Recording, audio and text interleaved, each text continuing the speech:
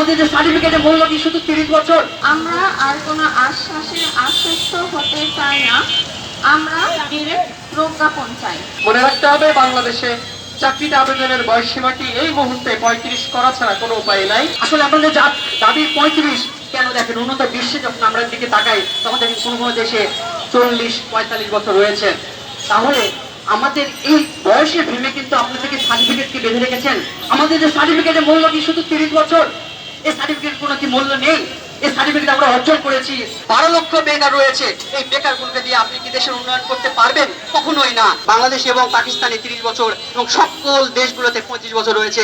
আপনারা দেখেন শ্রীলঙ্কাতে রয়েছে 40 বছর, পশ্চিমবঙ্গের 40 বছর, ইন্দোনেশিয়াতে 45 বছর, এমনকি আমেরিকা, কানাডায় 35-55 বছর পর্যন্ত। অবশ্যই এই যুব সমাজকে কাজে লাগাতে হবে। এই যুব সমাজকে বাদ দিয়ে কি আপনি দেশের উন্নয়ন করতে পারবেন? এই কর্মক্ষম মানুষকে বাদ দিয়ে কি আপনার দেশের উন্নয়ন কখনো সম্ভব হবে? সুতরাং সাংবাদিকবৃন্দের মাধ্যমে আমরা প্রশাসনের মাধ্যমে জানাতে চাই যে আমাদের বয়স অবশ্যই 35 চাই। আমাদের বয়সকে আমাদের প্রতিযোগিতা হবে মেধায়, কখনো বয়সের ভেঙে আমাদের প্রতিযোগিতা বাড়তে দেওয়া যাবে না। আমাদের প্রতিযোগিতা হবে সার্টিফিকেটে। আমাদের প্রতিযোগিতা অর্জন যেটা করেছি, আমাদের যোগ্যতা যেটা অর্জন করেছি সেটা সার্টিফিকেট যোগ্যতা। বাংলাদেশের সবাইকে এই 30 বছরের মধ্যেই তার আবেদন করার সুযোগটি পান, এই প্রশ্ন রেখে আমি এ পর্যায়ে নাজনীন আপুকে কিছু বলবার জন্য অনুরোধ করছি।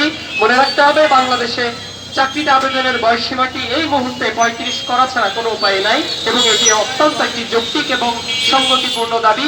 ফ্যাসিস্টের পতন হলো, তারা তো কখন আমাদের গুরুত্ব দেননি। মিথ্যা মামলায় আরো লজ্জাজনক, মেয়েদের পর্যন্ত শাহবাগ থানায় কিছুদিন রাখা হয়েছে। অত্যন্ত দুঃখজনক এটা। আমরা আর কোনো আশ্বাসে আশ্বস্ত হতে চাই না, আমরা ডিরেক্ট প্রজ্ঞাপন চাই। আমাদের বর্তমান প্রধান উপদেষ্টা যেহেতু ছাত্র বান্ধব, উপদেষ্টা পরিষদে আমাদের 2 জন স্টুডেন্ট রয়েছে, সেক্ষেত্রে আমরা এই বিষয়টা রাখতে চাই খুব গুরুত্ব সহকারে আমাদের দাবিটা দ্রুত ওনারা বাস্তবায়ন করবে।